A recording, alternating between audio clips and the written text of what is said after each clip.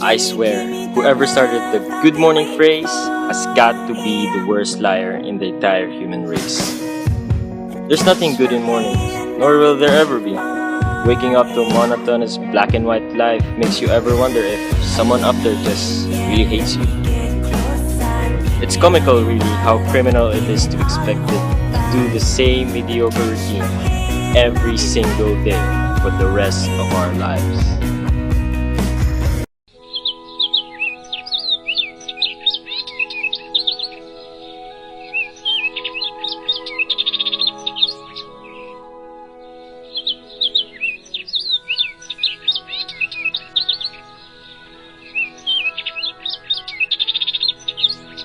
Screw it.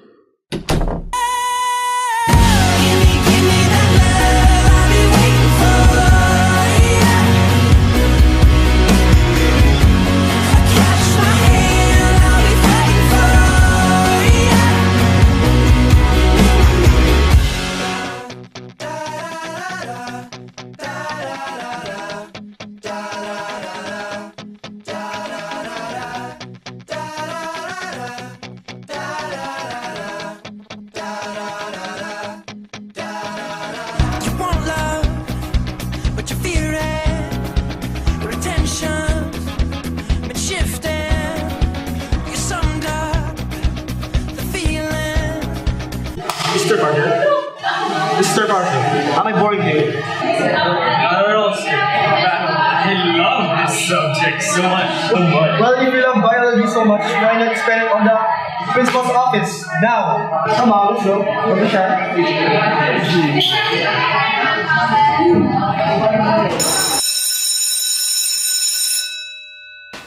Sorry. Whatever. Well, someone woke up in a different side of the bed. The cafeteria is basic hell if you're new here. You sit in one wrong table and well, you're either dead, socially retarded, or bound to be the next victim of every sort of bullying. If you aren't part of the preppy people, don't walk near their table unless you want trash and used tissues thrown at you and your food. Those guys, if their brains were collected and put together, it wouldn't form a full human brain. The goths and the drama geeks kinda works as a team of people who will either cry if you talk to them or beat you up if you so much look at them. Do I need to describe the techniques? Nah, they're not worth it.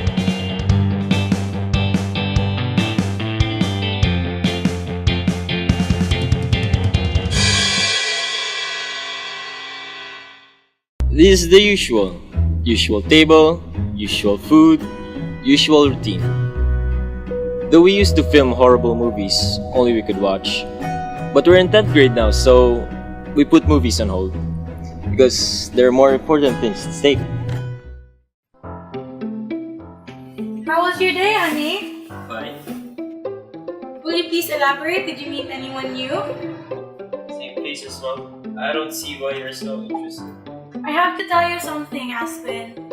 Your father and I have talked about this predicament, and we think that you're old enough to understand that we cannot hide matters like this away from you. Wait, you aren't eating there. No. Something worse. You don't have any food. Aspen, no. I have to buy my own food, based from my allowance, and live off as a hobo. Listen here, kid. Stop squirreling around with this issue at hand. Listen to your mother talking. Do you know the Fosters? They've been our next door neighbors ever since you started high school. And they have a daughter named Vivian. She was diagnosed with cancer a year ago. So, this Vivian girl has cancer. Mm-hmm. What does that have to do anything with me? I think you should go there and coax her out of her depressing shell.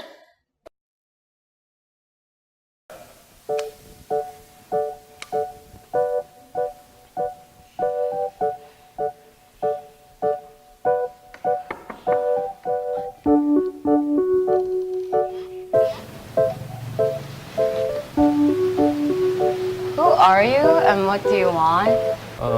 Is this Vivian's home? I'm a friend from school. What's the purpose of your visit? here? Yeah, come in. Aw, thank you for visiting me.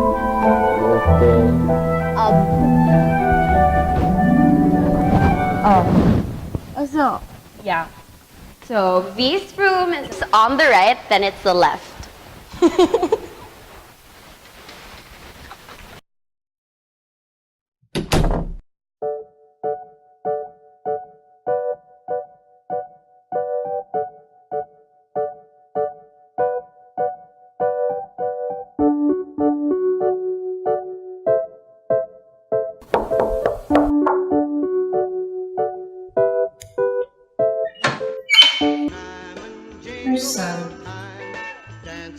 Person.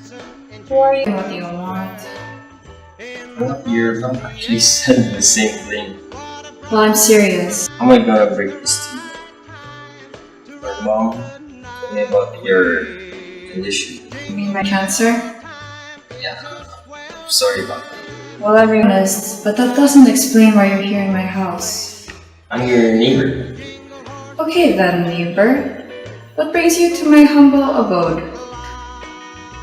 Some Christmas music playing? Why? Why not? It's August, isn't it? So, you come here as a stranger and then you judge my music choice. I didn't mean that way. So, What song is playing? the Jingle Bell Rock That's ridiculous, really. says the stranger who's in my house. Well, technically, I'm your neighbor, but that doesn't matter. What matters is we're listening to Christmas music and you won't let me in your room. Well, that's because no one ever comes over. Sure, it's fine. I'm your neighbor.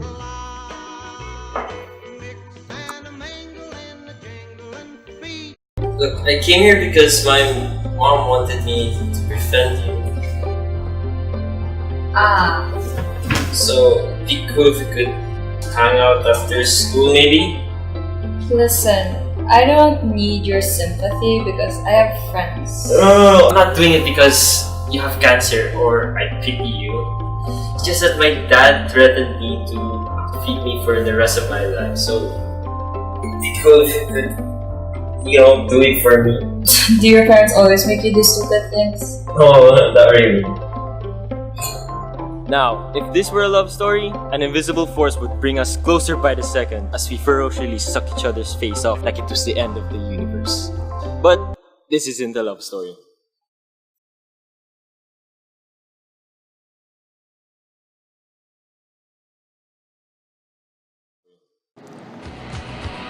This is a story about friendship and the many adventures we had over the course of a couple of months. But honestly, this is really just a story about V.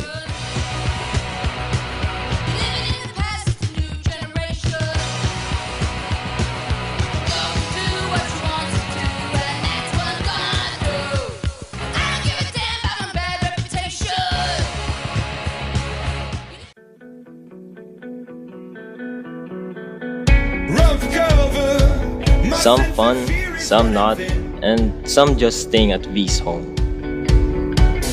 Undercover, just like a candle in the wind.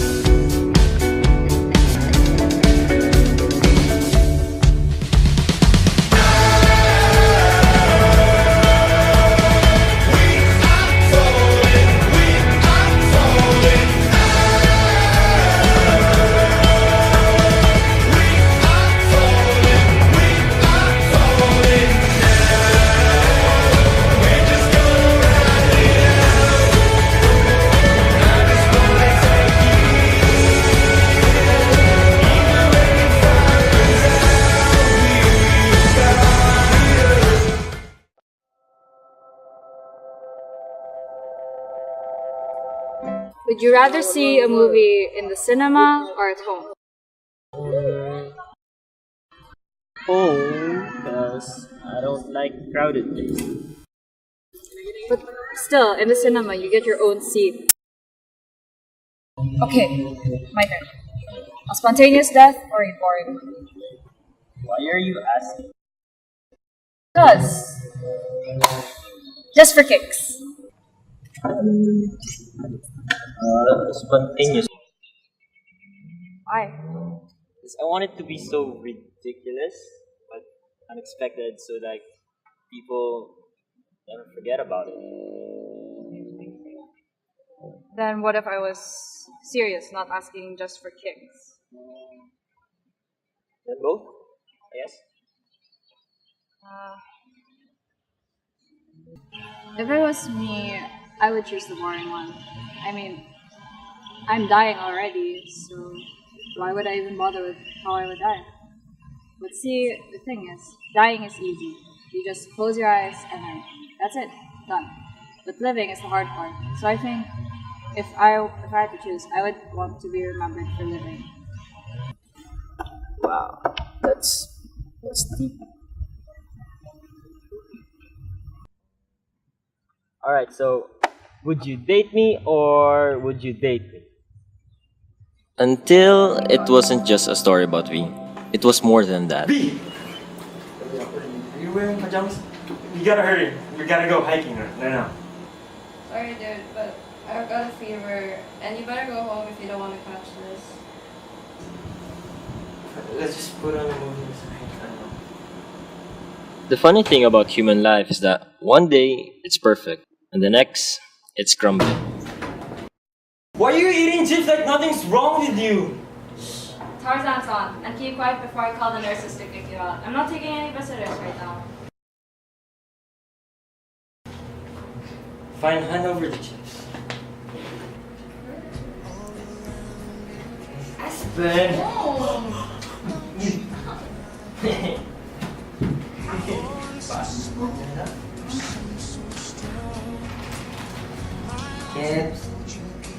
It's hard not to notice the dark circles underneath V's eyes.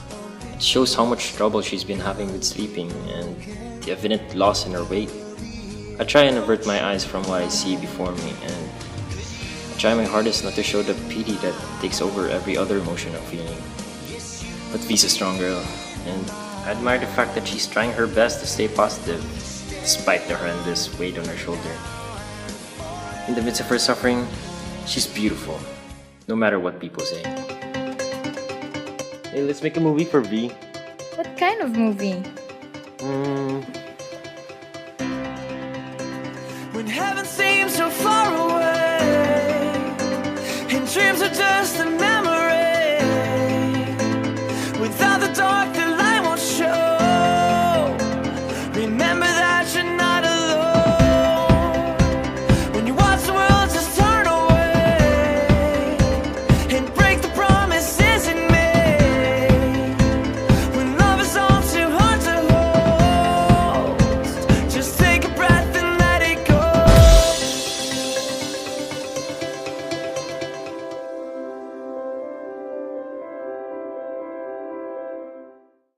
Friends of yours came to drop us off. They wanted to give it to you personally, but I told them to respect the operation. Of course, I'll get you once you're done and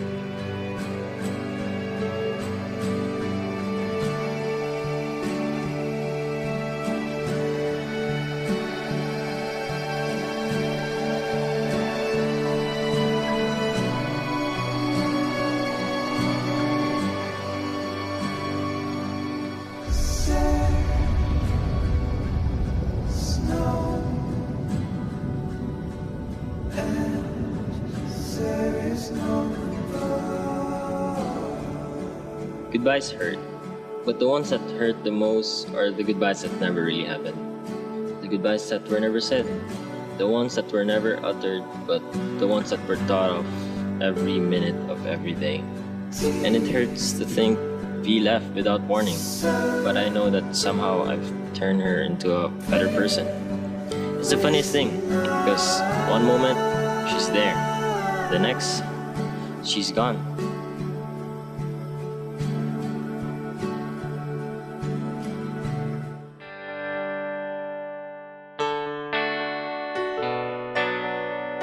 Dear Aspen Parker, you're the worst. Indecisive, gullible, moron. The first time you showed up at my bedroom door, I thought you were a superficial brat who didn't know how to consider someone's feelings. You brought up my cancer, and I didn't like being reminded by people outside my family about how much time I'm running out of. But then you laughed, and the sound was beautiful, like a 24-color palette. And the melodies danced. I don't understand how one person could change everything an individual could believe in. I haven't forgiven you for dragging me out of bed that day, or bumping into me in the hallways in class. I remember feeling out of breath when we ran through the beach like little kids. I remember driving in the middle of the night. And I remember going grocery shopping in our pajamas. They're such unforgettable scenes to me, but they're honestly such little things. Weird, right? And I never realized that I needed saving despite my inevitable death. You saved me through your laughter, through your companionship, through your constant annoying pep talks, and by always looking at me as if I were as radiant as the sun. And suddenly, I wasn't afraid anymore. I didn't want to bring my regrets with me to heaven, so I stopped holding back from the things I always wanted to do. I hope this reaches you, Aspen Parker. Please don't forget me, because I'm glad it was you. Thank you for changing me.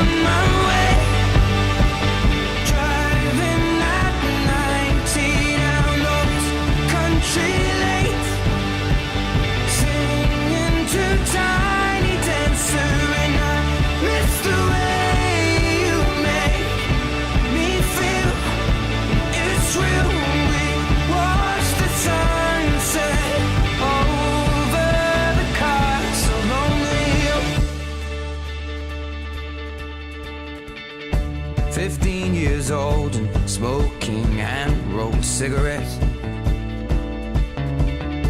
running from the law through the backfields and getting drunk with my friends. Had my first kiss on a Friday night. I don't reckon that I did it right, but I was younger then. Take me back to when we found weekend jobs, and when we got paid, we'd buy cheap spirits and drink them straight. Me and my friends have not thrown up in so long. Oh, how we've grown, but I can't wait to go home.